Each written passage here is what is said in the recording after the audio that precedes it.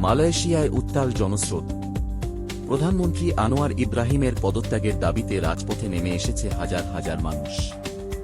শনিবার ২৬ জুলাই কুয়ালালামপুরের রাজপথ যেন রূপ নিয়েছিল এক বিশাল বিক্ষোভস্থলে।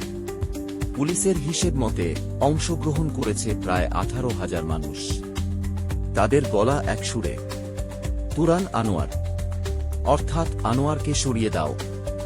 বিক্ষোভকারীদের অভিযোগ, আনোয়ারের সরকার জীবনযাত্রার খরচ কমাতে ব্যর্থ, দাম বাড়ছে চাল ডাল তেল সবকিছুর, অথচ প্রতিশ্রুতি ছিল সংস্কারের, স্বস্তির। বিক্ষোভের আগে স্বাধীনতা স্কয়ারে বক্তৃতা দেন বিরোধী দলের নেতারা। সবাই কালো টি-শার্টে একত্রিত হন, প্রতীকী প্রতিবাদ জানিয়ে। প্রধানমন্ত্রী হিসেবে ২০২২ সালের নভেম্বরে দায়িত্ব নেন আনোয়ার ইব্রাহিম। তার আমলেই মালয়েশিয়া পড়েছে এক গভীর অর্থনৈতিক সংকটে। বাড়ছে দ্রব্যমূল্য, কমছে জনভোগান্তির সীমা। যদিও এই সংকটে কিছু সহায়তা প্যাকেজ ঘোষণা করেছেন আনোয়ার। গরিবদের জন্য নগদ সহায়তা, জ্বালানির দাম কমানোর প্রতিশ্রুতি। তবুও জনমনে ক্ষোভ, সন্দেহ আর আস্থা সংকট।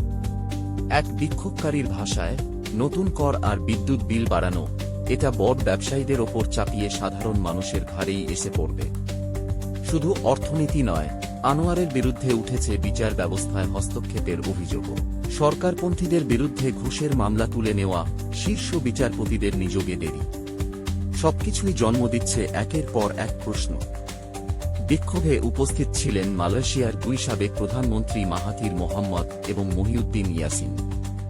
আরও ছিলেন পার্টি ইসলাম মালয়েশিয়ার প্রেসিডেন্ট হাদি আওয়াম। মালয়েশিয়ায় কি তবে শুরু হয়েছে এক নতুন রাজনৈতিক পরিবর্তনের অধ্যায়? নাকি আনোয়ার আবারও ফিরিয়ে আনবেন হারিয়ে যাওয়া আস্থা? সময়ই দেবে উত্তর। এরকম আরও আপডেট পেতে আমাদের চ্যানেলটি সাবস্ক্রাইব করুন।